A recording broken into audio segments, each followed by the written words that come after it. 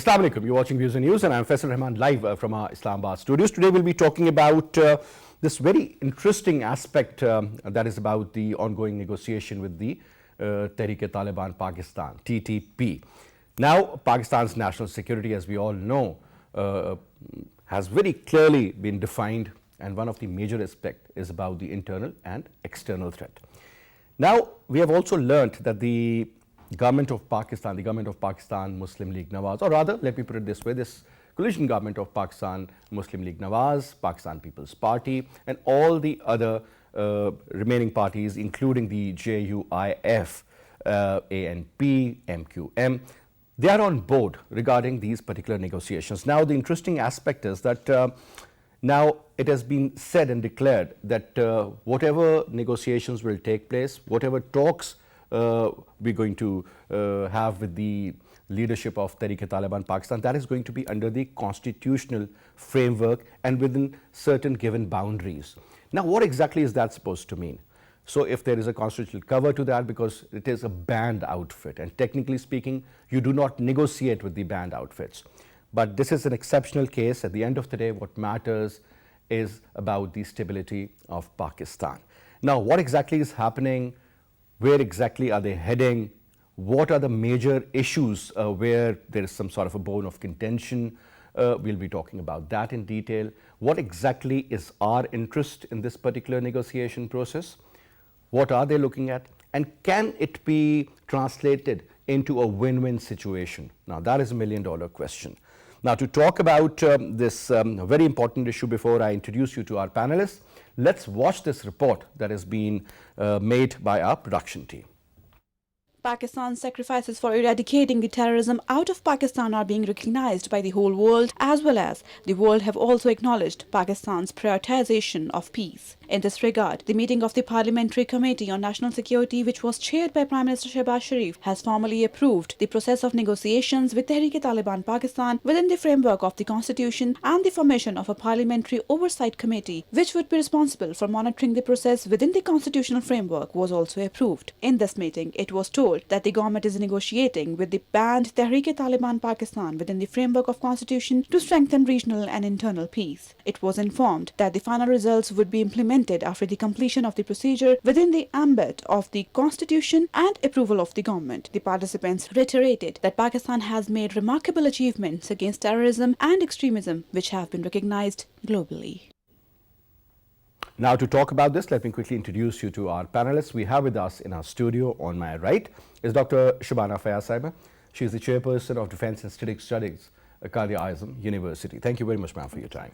And on Skype, we have with us Lieutenant General retired Raza Muhammad Khan Saab, a former President of National Defence University. General Saab, pleasure to have you on the program, sir. Thank you very much for taking out your time. And we'll also be talking to Najm Saqib Saab, former Ambassador. He is going to join us on the telephone line. But let me start off from you, ma'am. Now, again, the major aspect, what you have learned is that formal approval has been given to hold these talks, the military leadership as well as the parliamentary committee is going to be talking to them, negotiating with them.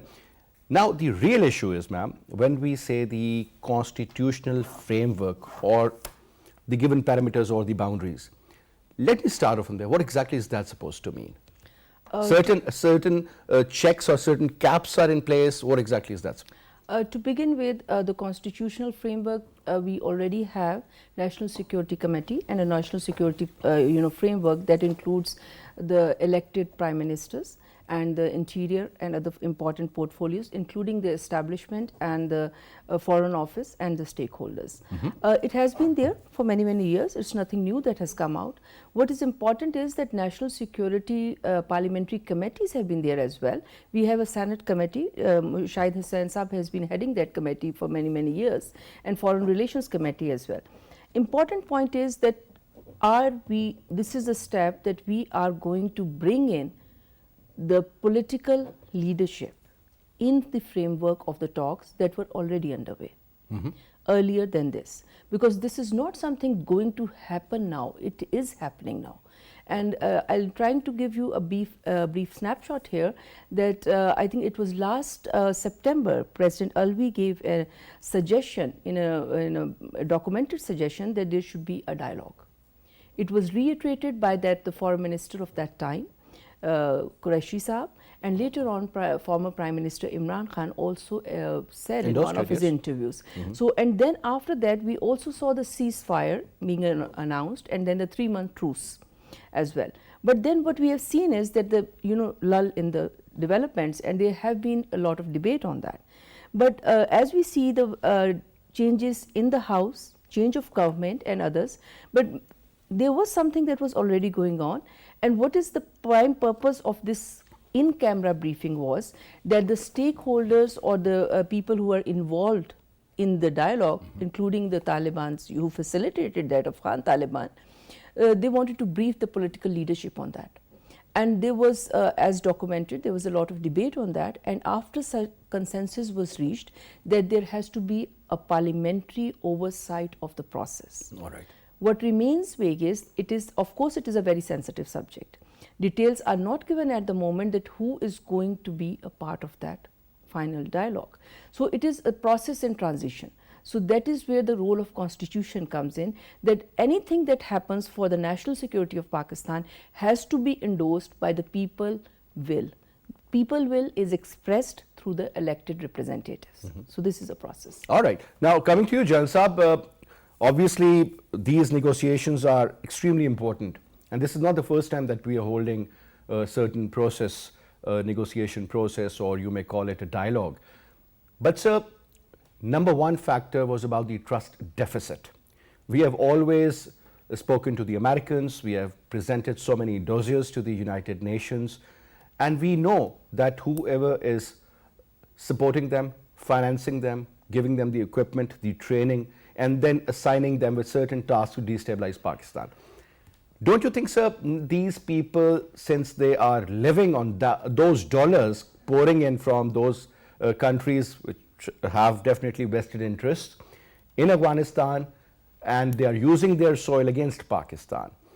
Now, sir, areas where you believe that the negotiations will be successful, and also pinpoint those particular areas where you believe that the issue is going to be, a little complicated. Your take, sir. Bismillah ar-Rahman ar-Rahim. First of all, I think some of the facts which are known, but I'll still like to reiterate, and that are that the TPP is a defunct terrorist organization. Correct. Which comprises, Pakistani citizens who have crossed over into another country without any passports and without any visa, and they are involved in heinous crimes against Pakistan and its citizens and against its armed forces, and therefore actually they have no locus standi to talk to Pakistan at at a level which one can consider as equals. But I think the politico-military leadership of the country has taken a decision that it is in the interest of both Pakistan, peace and stability in Afghanistan and also the region, and that dialogue must be given a chance. Having said that, let me again say that whatever is happening is actually a politico-military subject, and therefore I think it was the correct decision to involve the political leadership of the country. As has been said, I think this matter started when the previous government was in power, and it was therefore again very important by the security agencies and the armed forces to brief the new government about the realities on ground. So political consensus, political ownership of these talks, these dialogues was essential, and it is good that it is now forthcoming. But let me again say that the terms of reference of this dialogue have again very clearly been laid out, that everything has to be within the ambit of the Pakistani constitution, and Correct? any demand by the other side of, let's say, reversal of the FATA reforms and its merger with KP, KP. or the withdrawal of our security forces from the Pak Afghan border side, or payment of any kind of compensation to them, are actually not acceptable. And I think it should be very clear to them that what the government and the people of Pakistan would want is that the Afghan government should hand over the TPP and other, Pakistani terrorists like the BLA, etc., because there are cases against them in Pakistani courts, and they must face those cases.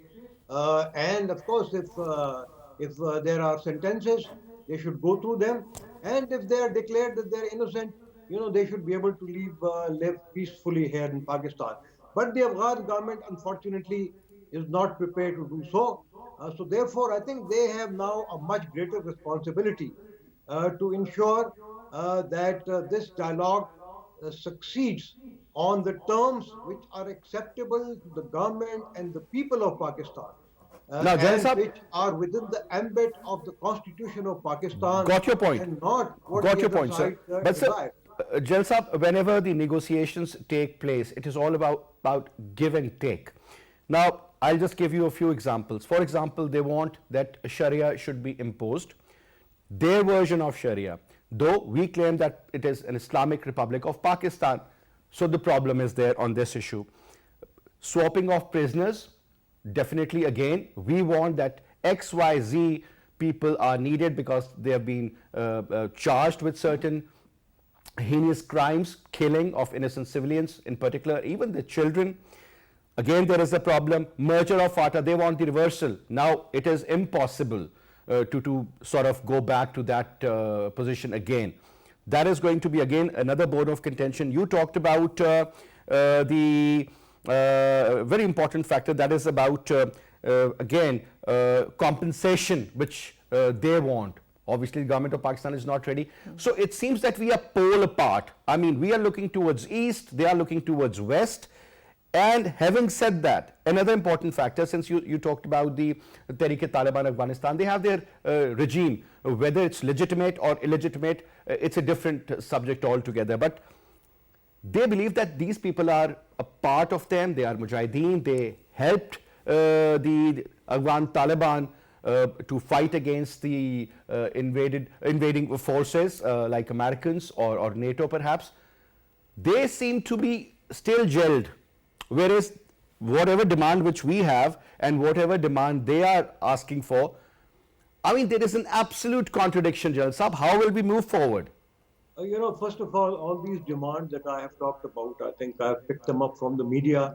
I do not know what are the exact demands, but if these are the demands, then obviously they are not acceptable to the people and to the government of Pakistan. And therefore, they should not expect any concession on this whatsoever. The issue is that the Afghan Taliban had ensured Pakistan and the rest of the world that they will not allow their land to be used for terrorism against anyone, and particularly, against Pakistan. And it is on their suggestion and on their request that we have undertaken this dialogue with them. And out of that, one positive aspect has come out, and that is the ceasefire for, probably for 3 months, or an indefinite ceasefire, which is again good. But I think eventually they must understand, and the Afghan government, they should not only act as facilitators, they should also act as guarantors that, no terrorist in Afghanistan uses their soil for attacks against Pakistan. Otherwise, Pakistan has, the ultimate option of defeating all terrorists who are sitting in Afghanistan through military means, through kinetic means. That was actually, demonstrated in April this year, and I think everybody knew about that we have the will, the capacity, and the ability to do that.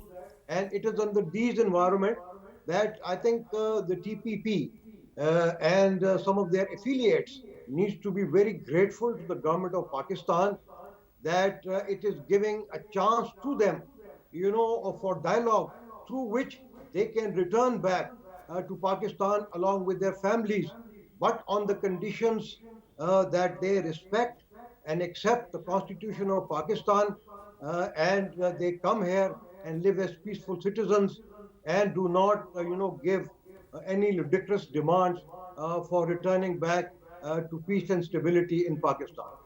All right, now ma'am, coming to you. First of all, I want your comment on the demands put by them and what we want in return. Absolutely in different directions. I agree with you. There is no, actually what I would say that is there is no black and white situation. You're right in your analysis when you say that we are poles apart. But when the dialogue happens, you have to craft peace. And crafting peace is a very delicate task. We know the forces, the families, the children, the people and the mental health of all Pakistanis have suffered because of the TTP and their affiliates and those who worked, Daesh and others, and the BLA and the external forces. Now, where we go from here? As an analyst, it's a very difficult decision for me and as a citizen. But for the next generation, but I must say, peace talks come with a risk. And one shouldn't be seeing it that there is going to be a total successful model. They come and become a totally, citizens or the thing. As you mentioned, the Sharia issue, it's a big issue. If you read into the history of Sawat conflict, it started way back in 2090s, rather 1990s, when Sufi Muhammad called for Nazam Adal. So that was the point. And since there had been regular failures of the governance failures in Sawat state. But Sufi Muhammad had a very different sort of a concept. He wanted Sharia to be imposed in that certain area, correct? Sawat. Yes. But when the Tehrik-e-Taliban Pakistan was taken over by his own son-in-law, yes, Mullah Fazlullah, they were banned on the radio stations, from where they were in fact portraying their own version of the religion, and so much more was going on. Then the episodes of attacks started and he got into Afghanistan. Now, ma'am, another issue which is very important. First of all, ma'am, looking at the will and the capacity of the Afghan Taliban, because our demand was to go after them, just like the Americans wanted us to hit this particular Haqqani group of the Tehrik-e-Taliban. So, ma'am, that wasn't acceptable to us. But whatever demand we are giving to them is not acceptable to them. Maybe I think, Faisal, maybe you are reading too much into the lines, because what I really feel is that our demand and the of making Taliban, initially they were willing to Afghan Taliban to facilitate, and then they backed out because of their own, as you said, the linkages and the past history with the So is it the lack of will or lack of capacity in this case? I think it is both. I think it is both. But the situation has come to a point where the Taliban regime in Afghanistan, TTP having refuge in Afghanistan, and the Pakistan security forces having an upper hand in the area, they are pushed into that. So maybe it is the last option available. And then on the Pakistan side... So the only option that is available is the kinetic use? Option available for them is to come back to peace if they want to be in the fold of Pakistan. And if they don't, then? Then they will be given a lesson, like the Pakistan Armed Forces but ma'am, that lesson which we have been trying to give to them hasn't been very, very successful, unfortunately. No, I will dispute that. I mean, we have lost so many soldiers. I mean, is this fourth or fifth generation warfare is going to continue? Because they'll be, getting the money and the kind of weapons which they have, even the kind of weapons they have actually ended up having after the withdrawal of the Americans. But these are major issues. I will again say that, no. I think it is not that we, Pakistan forces is, or our apparatus is dealing with them from the position of weakness. This is a misconception that people, it is a misconception not because by design, by default, because we have not been talking about the TTP dialogue with the government in the public. This was a very, very controlled subject. This position of strength is a very, very important issue, ma'am. We have been joined by Najm Saqib Sahab, former ambassador. Sir, Assalamu Alaikum ji. Salam. How are you, Faisal? I'm pretty good, sir. Thank you so much for taking out your time and talking to us. Now, sir, let's answer a few straightforward questions. Number one, sir, this element of trust deficit, whether we like it or we don't, exists between them and us. Number one. Secondly, sir, when we say that we will talk to them, but the kind of issues that are on the table now, it seems that none of the parties will be getting what they want. In that case, again, the problem is back to square one, which means that most likely kinetic operations, use of force, is going to be the only option Pakistan will be left with. We have tried that. It has been successful, these intelligence-based combing operations or clearing of certain areas or cities perhaps, or even quite huge these divisions like Malakand for that matter. We all know what we went through and what happened. Also looking after the livelihood of the people living there, sir. I mean, when I look at it, sir, it is such a confusion. Everything seems to be, interlinked in one way or the other. So you being a former ambassador, a diplomat, and we all know that the diplomats, they have the art, rather they have mastered the art of negotiations. What do you think we need to do and how to move forward? A very good question, Faisal. First of all, you talked about the trust deficit element. I can assure you that here we are not talking to any government, we are talking to a banned outfit. Correct. If you see the talks being held or those talks which have been held at the United Nations or any multilateral forum with the sovereign guarantees, even then you don't have any guarantee that these talks, whatever we have decided, will go through to begin with. I think diplomacy has been considered as the middle way, and your panelists have very rightly pointed out that there are poles apart as far as the demands are concerned. I am not interested, personally, whether any diplomatic norm is being, faulted, or whether there is a question of we should talk about it. Should we, actually start or commence talks with TTP at all or whatever?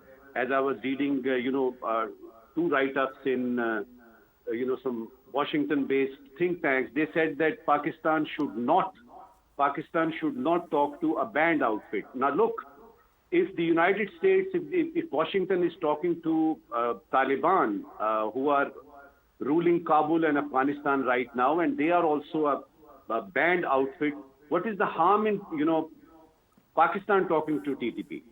As far as the list of demands from both sides are concerned, and that is where the art of diplomacy, comes into play. I think the most important thing for you, for me, for General Saab and Dr. Saiba and all your viewers is that for Pakistan, it is not a story. For Pakistan, it is an existential threat. What options do you have except for, going for talks? And the kinetic and the, all other tools have been applied already. Somehow, the terrorist attacks in Pakistan were on increase, and apparently we were not able to forestall all these. So, diplomacy from both sides. Now, if you want to, want me to tell, your viewers that, okay, the constitutional cover is there, the parliamentary oversight is there, and we are ready to negotiate. For God's sake, if we are ready to negotiate, we have to accept certain demands from the other side also. Otherwise, this will Sir, not which demand go on. will we accept? Now, Najm Saab, will we accept their own version of Sharia, or we will be talking about swapping of prisoners? No, will we go back on Fatah's issue, or give compensation to them? Instead, they should be giving it to us? Or, Yes. what exactly? No. Listen to me. The demands normally should be diluted. I'm using the word diluted.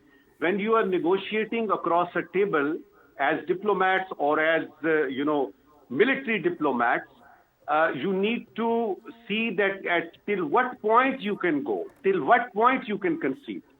It is not a war or, or a battleground that there are no parameters. So number one, you need to understand their demands, and then you'd have to decide till what point you can go. And if it is a matter of national interest to us, if it is against our constitution, naturally we will not go by it. But the thing is that we should not keep hopes. Even tomorrow, if you and I, we find out that there has been a resolve, there has been a, truce between Pakistani diplomats or Pakistani side and TTP, that it will stay on. Anything can happen. There are so many detractors. There are so many factors involved in it. India is there. Taliban themselves are there. There is all Central Asia. There is China there. There are many stakeholders which would not like these talks to go on because Pakistan is wanted to be under pressure.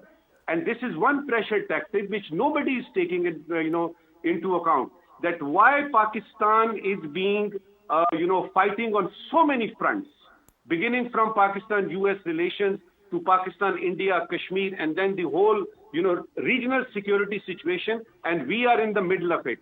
Why? Because the United States of America somehow, after leaving Afghanistan, they think that Pakistan had something to do with that, and that needs to be looked into and that needs to be addressed. Now, And I think, coming back to my, thing that I said earlier, for Pakistan, it is an existential threat.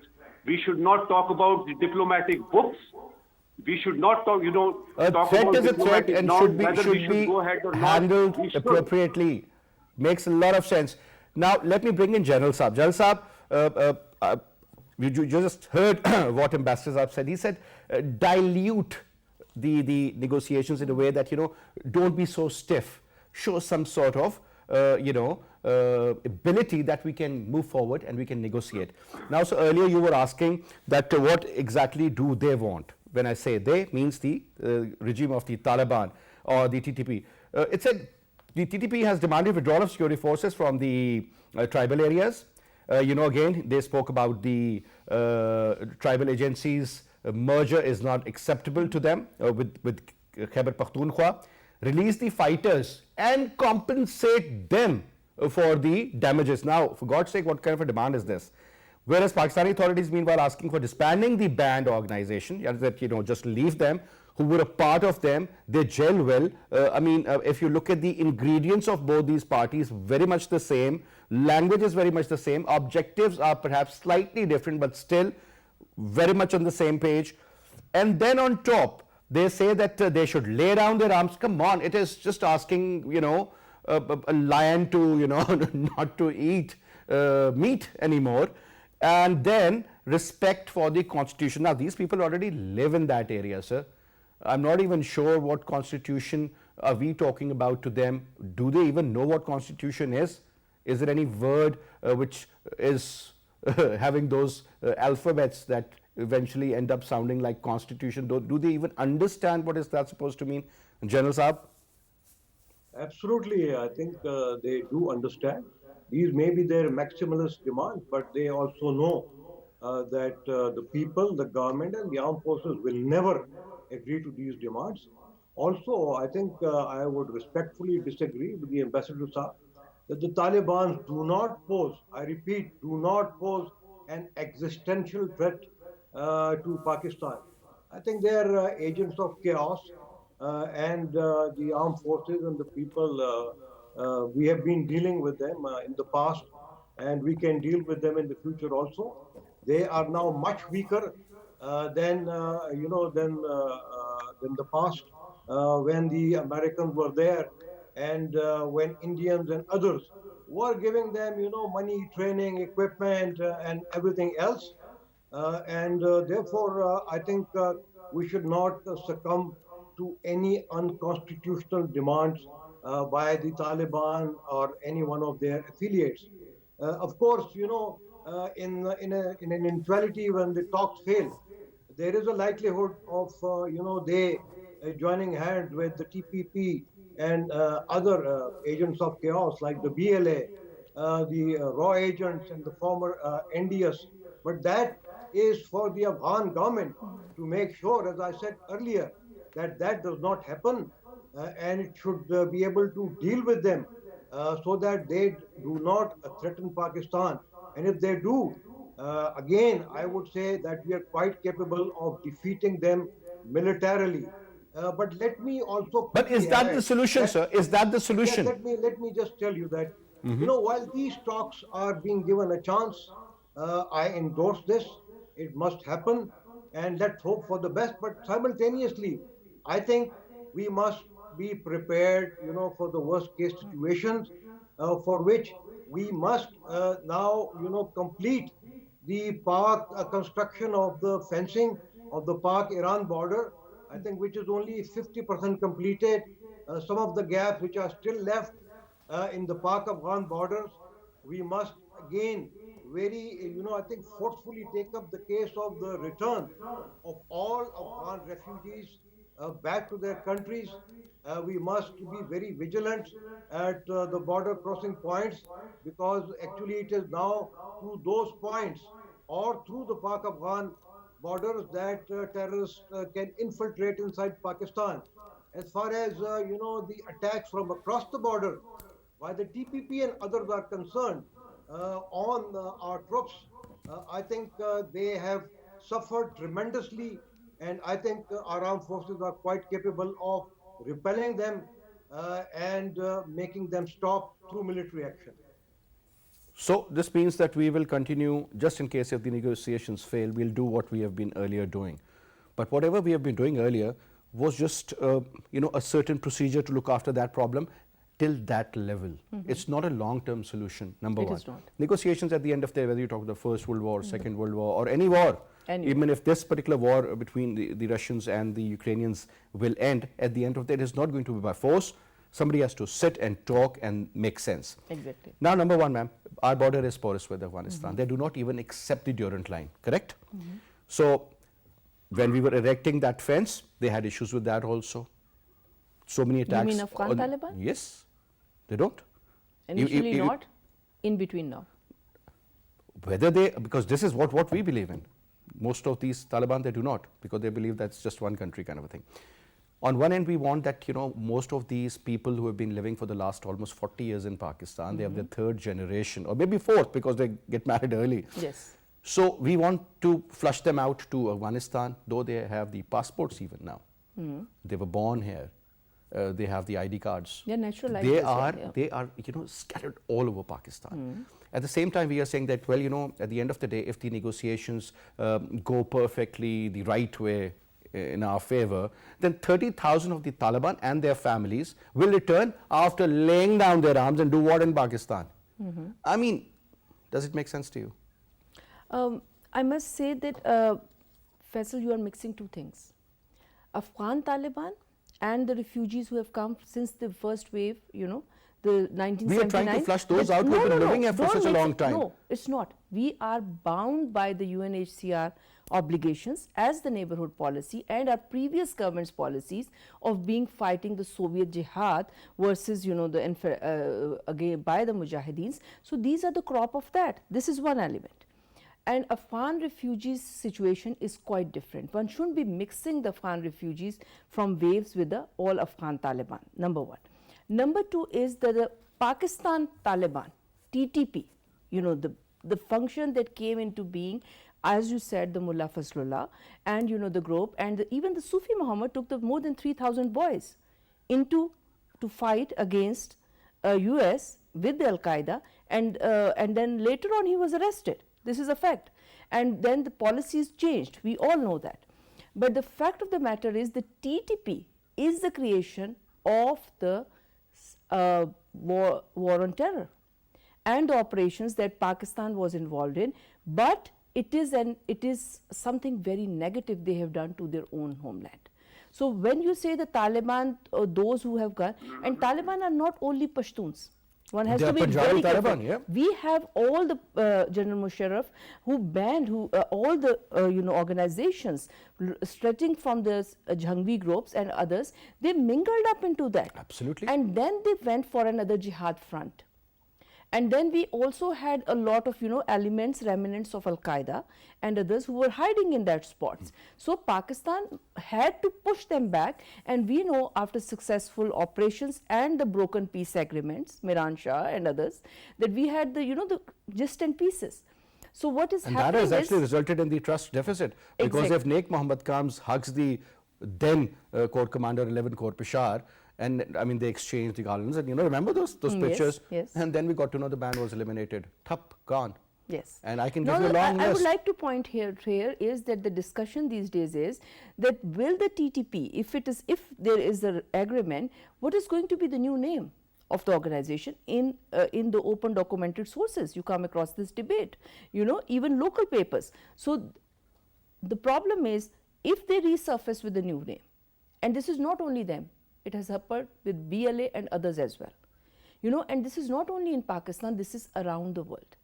Groups splinter, groups merge, and they are agents of chaos, as has been said by General Raza. Objectives. But their objective is that we should not be mixing Afghan Taliban regime, who is in power, with everything that goes bad in Pakistan.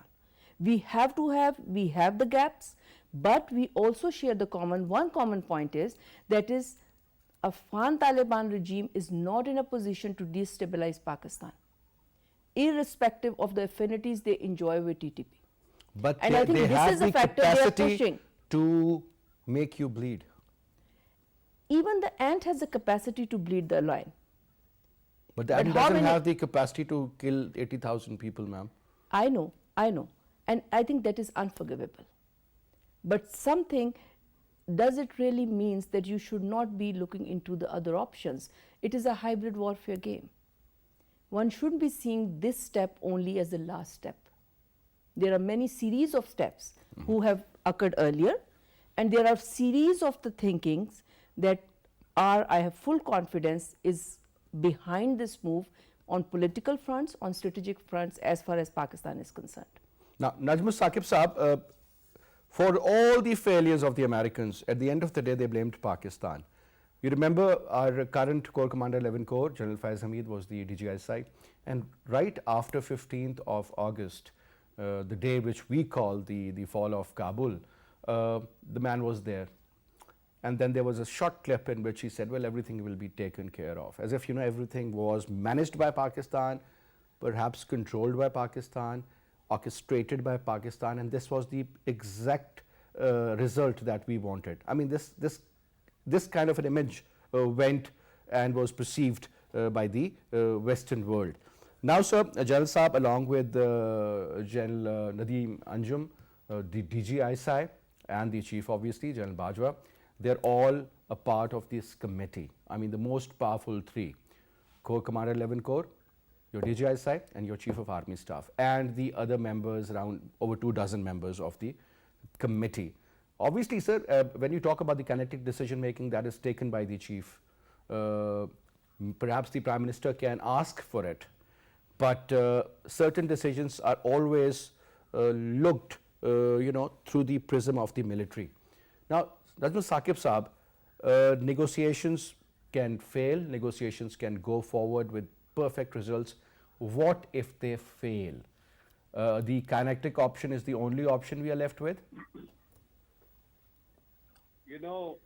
We have heard that Pakistan has been dealing with TTP in the past also, and they are much weaker now.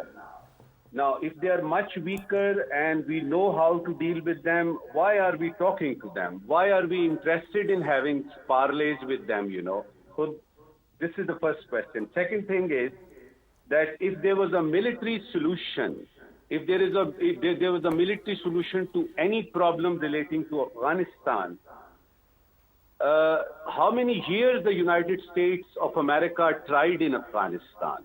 And before 20 that, years plus. the Soviets, before that, the Brits. We have to understand our capabilities, our emotions aside, Faisal. We are neither Russia nor Afghanistan is Crimea. We have to understand the ground realities. And you have very rightly pointed out that diplomacy, talking is the only, option left at the moment. And when I said it's an existential threat, I can substantiate with that, but you don't have much time left in your program. I will reiterate that if there was a military solution to TTP and snubbing them and, forcing them to defeat, we would have done that. Unfortunately, it is not possible because it is an invisible enemy, and to deal with, invisible enemies who are from within your own country, it's extremely difficult. So my Very well request camouflaged. my suggestion would be that we should give this, these parlays, these negotiations a chance, but we have to be absolutely sure. We have to be on our guard, because as America decided, for instance, with the Taliban in Qatar, they decided twice that this is the deadline, we are going to leave. They did not. So anything can happen. Anything can happen, in this world of diplomacy. We should be focusing on our, diluting their demands, number one. Number two, we should be absolutely ready to face any kind of security challenge, either coming from TTP or the Taliban or from our eastern borders or western borders. All right. General Saab, your comment on the statement issued by the ambassador. Okay, first of all, I think I had also said that we must give this peace dialogue a chance, and that is why what we are doing. And I think I would stand with what I have said, that the TPP is now much weaker than what they were. You cannot compare the TTP to the TTA because the TTA, is a different sort of, matter altogether, where they were fighting to liberate Afghanistan, from foreign occupation. That is not the case here. The TTP, as I said, they are a small group of terrorists, probably, ranging between 5,000 plus or something, who are, trying to impose their will from another. Sir, the country. government says the number is 30,000. Okay, I think probably that's with that the includes families. their families and others. It says up to 30,000 militants and their family members. But I think it is a small number, and I think we should not compare that with the TTA, who were fighting for a different reasons, under a different environment. And that is why I think it is still a minor problem.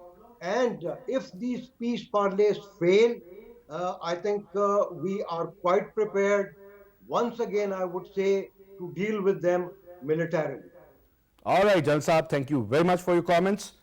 Ambassador Saqib, it was a pleasure having you, sir. Thank you very much for your time as well, and thank you very much, Dr. Saiba, for your presence and for your time and for your comments.